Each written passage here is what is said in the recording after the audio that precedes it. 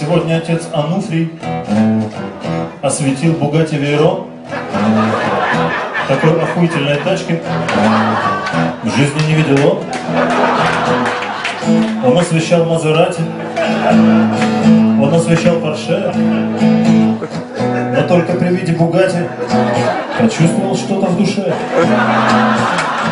Помножив массу машин на количество лошадей и к этой сумме прибавив цену ладана и свечей, он попросил за работу 15 000 уе, сказав, что за меньшую сумму нельзя осветить сие.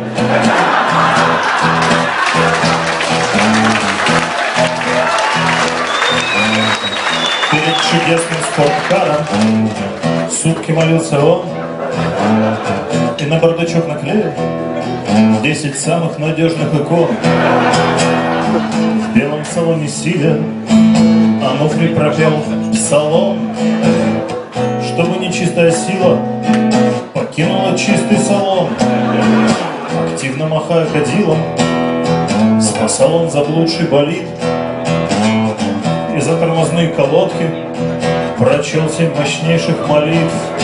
За спойлеры, стеклоподъемники, парктроника, коленвал. 2 дня на коленях стоя он землю лбом пробивал.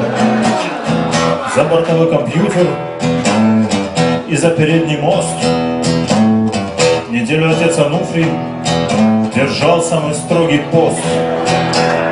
И чтобы в жару и в холод работал климат-контроль, лично просил он Бога осуществлять контроль. И вот машина умчалась, оставив лишь пыль и столб. Но ровно через минуту Бугатти врезалась в столб. Ануфрий молился отлично, но он не учел одно: не помогают молитвы, если водитель в говно.